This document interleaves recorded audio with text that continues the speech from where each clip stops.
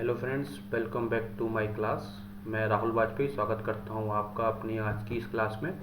मेरी आज की क्लास का शीर्षक है दबाव अनुपात या कंप्रेशन रेशो। तो चलिए शुरू करते हैं अपनी आज की इस क्लास को। मैंने अपनी जो लास्ट वीडियो बनाई थी वो मेरी वीडियो थी पेट्रोल इंजन और डीजल इंजन के बीच के डिफरेंस के ऊपर, जिसकी लिंक मैंने डिस्क्रिप्शन में दे दी है। उस वीडियो में मैंने आपसे जो है प्रॉमिस किया था कि मैं कंप्रेशन रेशियो के ऊपर बहुत जल्द एक वीडियो बनाऊंगा। तो आज की क्लास मेरी या आज का वीडियो मेरा उसी संदर्भ में है। तो आइए जानते हैं कंप्रेशन रेशियो के बारे में। सबसे पहले बात करेंगे हम मूलभूत शब्दावली की। तो कंप्रेशन रेशियो के बारे में जानने से पहले आपको उससे रिलेटेड कुछ टर्म्स पता होने चाहिए। बिना उन टर्म्स की जानकारी के आप कंप्रेशन रेशियो को अच्छे से समझ नहीं सकते। ठीक है। सबसे पहली टर्म आती है टीडीसी। टीडीसी क्या होती है? टीडीसी एक शॉर्ट फॉर्म है जिसका फुल फॉर्म होता है टॉप डेड सेंटर। ये जो है टॉप डेड सेंटर क्या होता है कि सिलेंडर के अंदर पिस्टन की उच्चतम सीमा को दर्शाता है।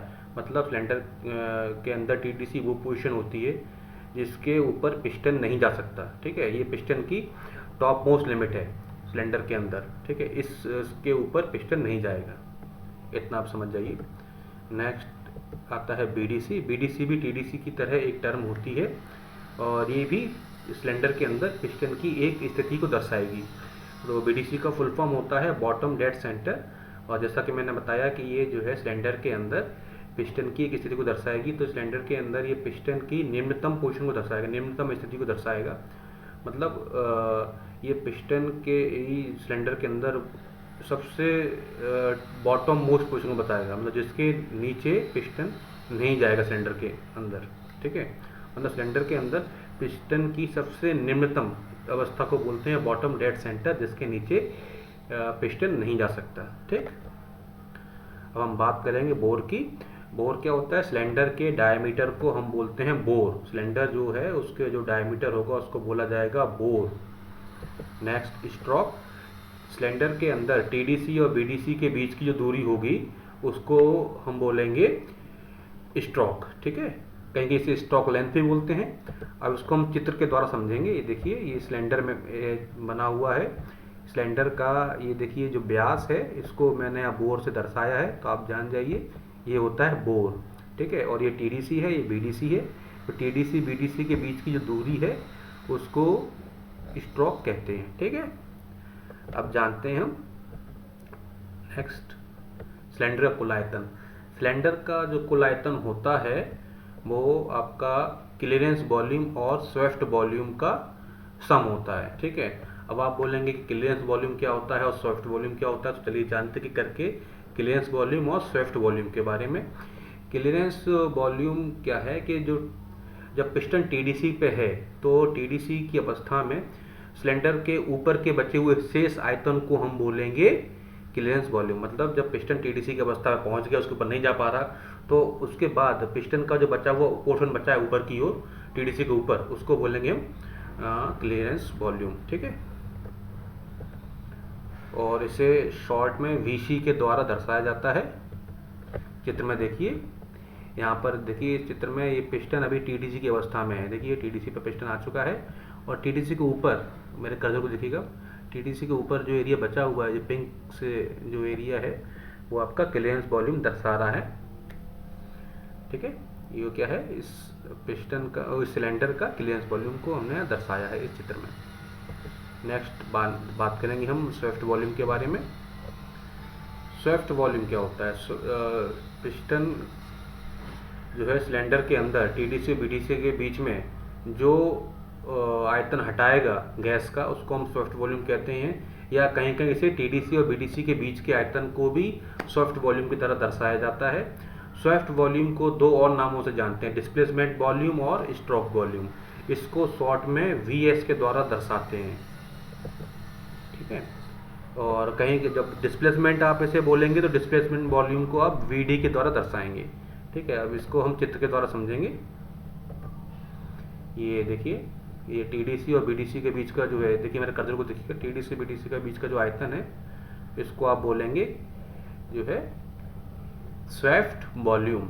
ठीक, अब स्वेफ्ट वॉल्यूम निकालने का फॉर्मूला आपके सामने लिखा हुआ है, पाई बाई 4 बोर का स्ट्रोक इंटू स्ट्रोक। यदि आपको बोर दिया गया है, स्ट्रोक दिया गया है, तो आप सॉफ्ट वॉल्यूम निकाल सकते हैं। सॉफ्ट वॉल्यूम हमेशा आपका क्यूबिक सेंटीमीटर में होता है। तो आपको ये बात भी ध्यान देनी है कि इस सवाल में आपको जो भी यूनिट दी गई हो बोर की, स्ट्रोक की, उसको आपको सेंटीमीटर में कन्वर्ट करना है, तब आप इसे सॉल्व करेंगे। ठीक है। तो आपको अगर क्वेश्चन में सिलेंडर का कुल आयतन दिया गया है और बोर दिया गया हो और स्ट्रोक दिया गया हो, तो आप उससे सिलेंडर का क्लियरेंस वॉल्यूम भी निकाल सकते हैं और सॉफ्ट वॉल्यूम भी निकाल सकते हैं। ठीक है। चलिए अब जानते हैं कंप्रेशन रेशियो के बारे में। तो कंप्रेशन रेशियो क्या होता है? बेसिकली एक अनुपात होता है जो कि सिलेंडर के टोटल वॉल्यूम और क्लियरेंस वॉल्यूम के मध्य का अनुपात होता है। ठीक है। तो सिलेंडर का कुल आयतन और सिलेंडर का क्लियरेंस वॉल्यूम, इन दोनों के जो रेशियो को हम बोलते हैं कंप्रेशन रेशियो। ठीक है। तो सिलेंडर का कुल आयतन जो हमने आपको पहले बता ही दिया था कि क्या होता है, सिलेंडर का कुल आयतन clearance volume plus swept volume. ठीक है। सिलेंडर का कुल आयतन होता है clearance volume plus swept volume. तो इसको हमने शॉर्ट में यहाँ V C plus V S से दर्शा दिया है। अब इसको हम नोटेशन के टर्म्स में बोलेंगे V C plus V S divided by V C. ये आपको हो गया कंप्रेशन रेशो। तो आप जान गए कि सिलेंडर का जो कंप्रेशन रेशो होगा वो उसके कुल आयतन और क्लियरेंस वॉल्यूम के अनुपात को हम कंप्रेशन रेशो कहेंगे। ठीक है। अब हम जानते हैं कि डिफरेंट इंजन के लिए कंप्रेशन रेशो की वैल्यू क्या क्या होती है। तो पेट्रोल इंजन के लिए कंप्रेशन रेशो की वैल्यू होती है 6:1 से लेकर 10:1 के बीच में, जबकि डीजल इंजन के लिए कंप्रेशन रेशो की वैल्यू होती है 15:1 से लेकर 22:1 के मध्य। ठीक है। अब कंप्रेशन रेशो के वजह से ही जो है हम बहुत सी चीज़ जान सकते हैं। जैसे कि डीजल इंजन का आपने यहाँ देखा है कि कंप्रेशन रेशो कितना है, 15:1 से लेकर 22:1 के मध्य में।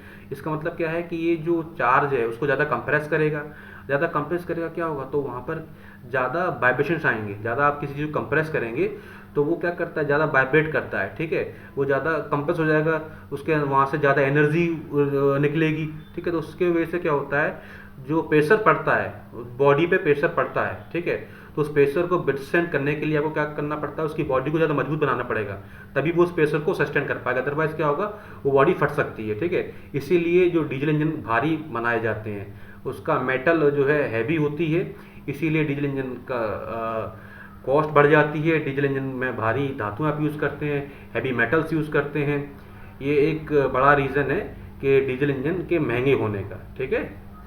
तो आपको आज की क्लास कैसे लगी बताइएगा, और आपका बहुत बहुत धन्यवाद वीडियो के आखिर तक बने रहने के लिए।